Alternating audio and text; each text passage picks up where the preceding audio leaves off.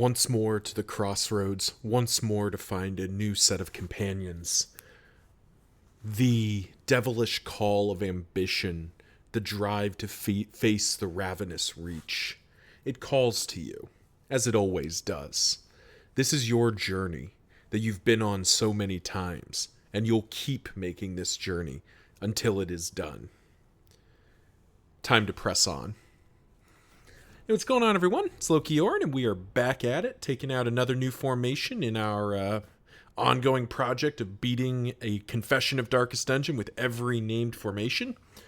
This time we're taking out a formation that I wanted to take out specifically to fight ambition here. We are going to do the Plague and Piety. Really leaning into durability here. This is a pretty durable formation. So let's go ahead and meet our contestants here. Iridia, Seraph, I know what it looks like, but it's just Vestal but better. And her other two paths are just not what I need. Not what I need. Yeah, let's stick to Seraph. Paracelsus, we ran her last time as an alchemist.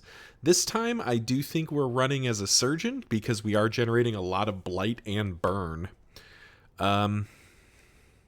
Surgeon? Yeah, surgeon. No physician, go away. Nobody loves you. So incision, plague grenade, cause of death, indiscriminate science. Yep, looks good to me. Paracelsus, my beloved, with lethal feint, compassionate, and tactical thinker is real good. Next up, Blank Desktop, one of our remaining named people here. Think you were a Scourge last time. That actually sounds pretty good. What is it? Low health creates greater blight. Sacrifices, but we don't want to sacrifice blight potency. So we really want... probably just stick with Scourge. Another just very, very good thing. And finally, Magnus Storm is our aggressor. Is there any way to generate more fire? Not really. We will be using Zealous Accusation, though. Probably popping off Bulwark of Faith for the moment. And keeping Holy Lance just in case we need to move. Though maybe if we find a way to lock him in, we'll do that. But yeah, this is our formation, Plague and Piety. Let's get on the road here. So hope you all are doing well out there as we start this new run. As usual, the valley's a pretty short run, so we'll take this time to talk about this formation. Part of the reason I wanted to take this against the Ravenous Reach is when I think about the Ravenous Reach fight, you really do need a bit more healing because a lot of the fight is just kind of guaranteed damage. But I also wanted a formation that wasn't necessarily doing a lot of token things. Just wanted good raw damage. So this fight formation felt like it was quite... it was going to do quite well at that. Along with that, just having a way to reliably get rid of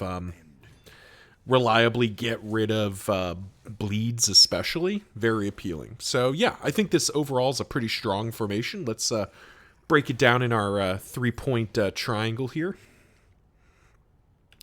Well, I mean, if you insist. To start with, we'll start with stress, damage, and health. Stress healing, this formation definitely has some pretty great appeal here. We have the Crusader, who is providing the primary means of stress healing and is doing, dare I say, quite a good job at it. The Crusader does have one of the better stress healing options because he's stress healing someone for 2 and eventually himself. Very appealing.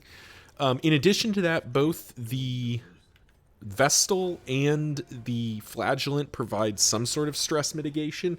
The Vestal's is sort of situational and not very good, in my opinion.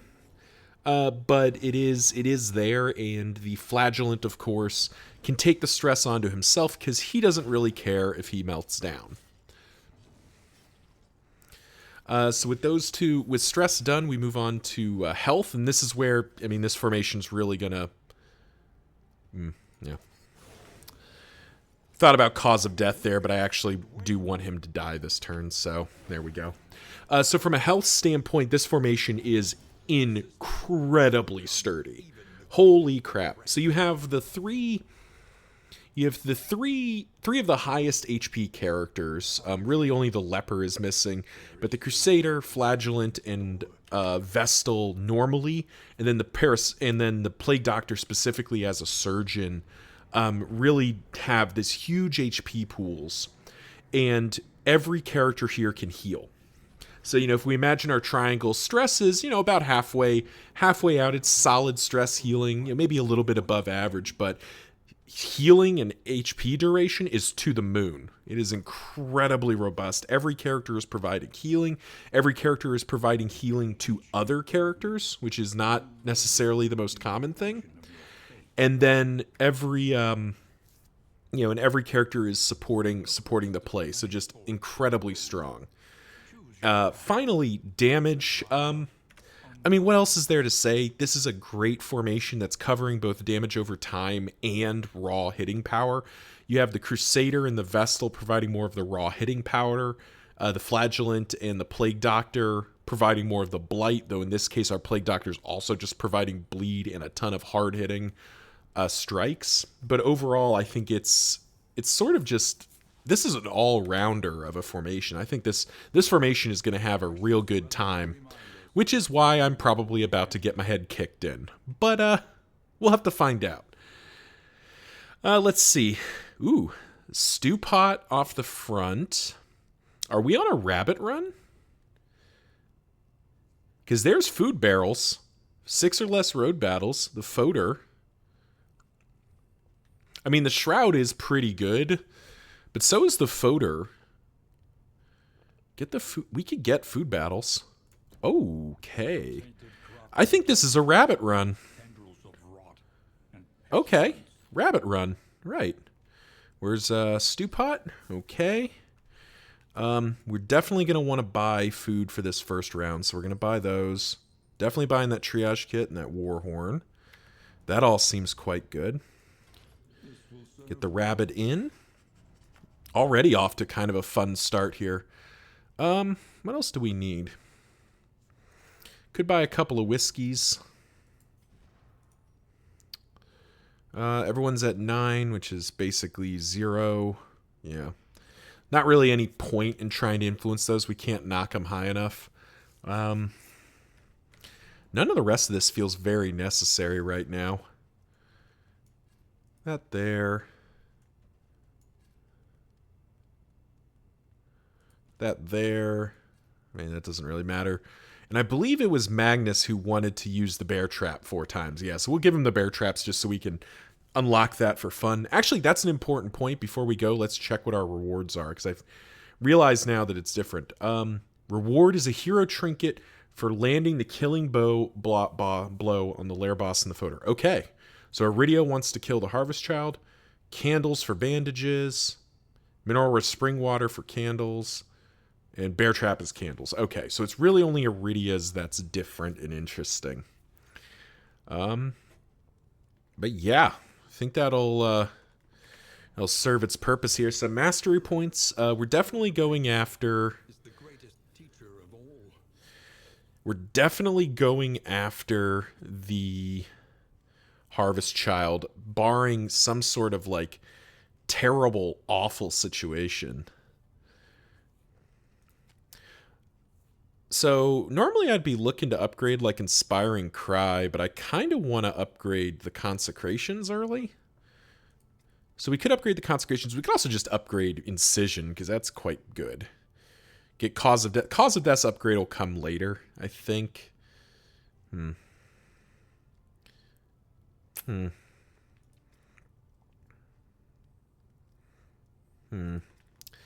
Lots of good options. I do feel like we probably need to upgrade our damage output. Zealous Accusation? Lots of good options here. All right. You know what? Consecration of Light gets its upgrade. That's just a very rock solid upgrade.